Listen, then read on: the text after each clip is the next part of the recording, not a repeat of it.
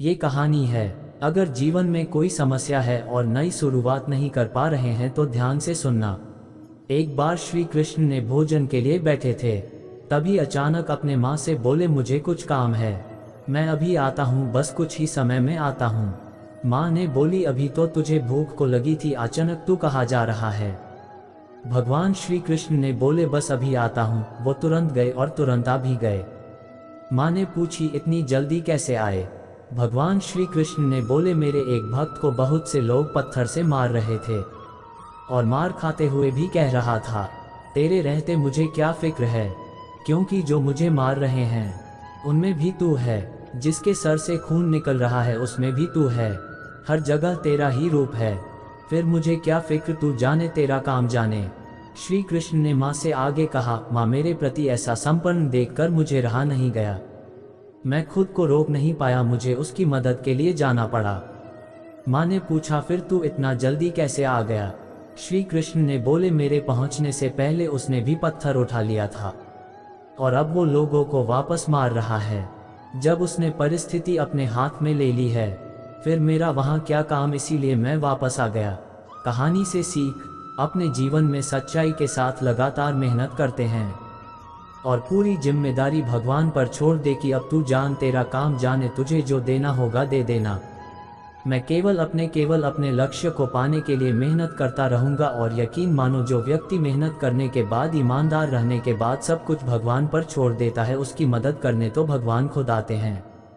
अब कुछ लोग सोचेंगे कि अगली बार कोई मारे तो भगवान का आने का इंतजार करेंगे, ना कि खुद कोई एक्शन लेंगे। लेकिन कहानी का यह मतलब बिल्कुल नहीं है। इस कहानी का यह अर्थ है कि मेहनत करते रहो, सच्चे रहो और बाकी सब भगवान पर छोड़ दो। एक बार भगवान श्री कृष्ण कहीं जा रहे थे। साथ चल रहे एक व्यक्ति ने प्रश्न किया गया कि भगवान, आप युधिष्ठिर को धर्मराज क्यों कहते हैं? श्री कृष्ण मुस्कुराए और बोले, मैं उन्हें इसलिए धर्मराज कहता हूँ क्योंकि उन्होंने मानवता को सच्चे मायने में धारण कर रखा है। उन्होंने समझाते हुए कहा, जब महाभारत का युद्ध चल रहा था तब युधिष्ठिर शाम को वेश बदलकर कहीं जाया करते थे। पांडवों ने इस रहस्य का पता लगाने के लिए एक दिन उनका पीछा किया तो पता चला कि वे युद्ध क्षेत्र में पड़े घायलों की सेवा शुश्रूषा किया करते थे। भाइयों ने पूछा कि आप वेश बदलकर यह काम क्यों करते हैं? तो युधिष्ठिर ने कि इनमें से कई कौरव पक्ष के हैं, यदि मैं प्रकट रूप में होता तो वे मुझे अपना कष्ट न बताते और मैं सच्ची सेवा के अधिकार से वंचित रह जाता। ये घटना सुनाने के बाद श्री कृष्ण बोले, धर्म और परमार्थ अन्योन्याश्रित हैं, इसी से युधिष्ठिर धर्मराज कहलाते हैं। कृष्ण मुस्कुराए दो और कहा, मित्र, सद्भाव और मानव मात्र के लिए प्रेम जिनके अंदर कूट कूट कर भरा हो, उनसे सेवा धर्म निभाए बिना रहा ही नहीं जाता। हारना बुरी नहीं, अच्छी बात है, बताती है कृष्ण की यह कहानी। ऐसे में भगवान कृष्ण का जीवन चरित्र सहज ही याद हो आता है। मथुरा की एक कैद में माता देवकी के गर्भ से जन्मे कृष्ण ने अपने आचरण से मानव जाति के सामने कई ऐसे उदाहरण रखे जो जीने की राह दिखाते हैं। ऐसा ही एक उदाहरण है उनके रणछोड़ बनने का।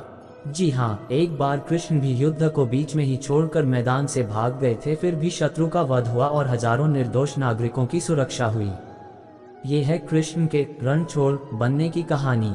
भगवान श्री कृष्ण का जन्म कंस का वध कर समस्त पृथ्वी लोक को उसके अत्याचारों से मुक्त कराने हेतु हुआ था। किशोरावस्था में ही वह गोकुल से मथुरा आ गए तथा दुष्ट कंस का वध किया। कंस की मृत्यु से दुखी उसके श्वशुर जरासंध ने एक विशाल सेना लेकर मथुरा पर आक्रमण कर दिया। इस आक्रमण में उसके साथ शिशुपाल और काल्यवन जैसे शक्तिशाली राजा भी शामिल थे। जल्दी ही सेना मथुरा जा पहुंची और मथुरा की राजसभा में कृष्ण तथा बलराम को सेना को सौंपने का संदेश भेजा गया। इस युद्ध को टालने तथा मथुरा के निर्दोष नागरिकों को बचाने के लिए कृष्ण ने रातों रात वहां से सैकड़ों किलोमीटर दूर समुद्र में एक नई नगरी द्वारिका का निर्माण करवाया। अपनी माया से उन्होंने समस्त नागरिकों, उनके पशुओं तथा संपत्ति को नींद में ही नई नगरी में पहुंचा दिया।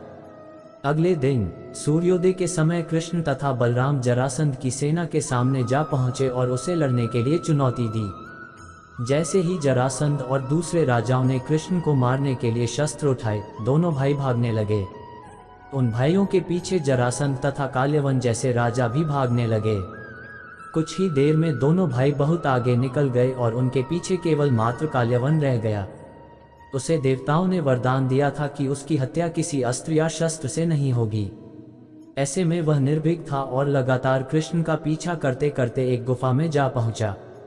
गुफा में राजा मुच्चुकुंद सो रहे थे, जिन्हें इंद्रदेव ने वरदान दिया था कि जो भी उन्हें उठाएगा वह उनके देखते ही जलकर भस्म हो जाएगा। वहां पहुंचकर कृष्ण ने सोए हुए मुच्चुकुंद पर अपना पीताम्बर डाल दिया और स्वयं छिप गए। काल्यवन भी वहां जा पहुंचा और सोए हुए राजा मुच्चुकुंद पर पीताम्बर देख उन्हें ही कृष्ण समझ बैठा। उसने मुच्चुकुंद को उठाने के लिए लात मारी, जिसके कारण उनकी निद्रा खुल गई और उनके देखते ही काल्यवन वहीं पर जलकर भस्म हो गया। तत्पश्चात कृष्ण ने राजा मुच्चुकुंद को अपने चतुर्भुज स्वरूप में दर्शन दिए और उन्हें मोक्ष पाने का वरदान दिया। वहीं दूसरी ओर जरासंध और बाकी राजा पूरी तरह से खाली मथुरा देखकर वापस लौट गए। युद्ध से भागकर कृष्ण ने रखा देवताओं के वरदान का मान। कृष्ण चाहते तो स्वयं भी काल्यवन और अन्य अधर्मी राजाओं का वध कर सकते थे, परंतु देवताओं के दिए वरदान का मान रखने के लिए ही उन्होंने काल्यवन को राजा मुच्चुकुंद के हाथों मरवाया। इसी तरह बाद में जरासंध का वध पांडु पुत्र भीम के हाथों करवाकर भूधरा का भार कम किया। इस तरह कृष्ण ने दिया दुनिया को उदाहरण।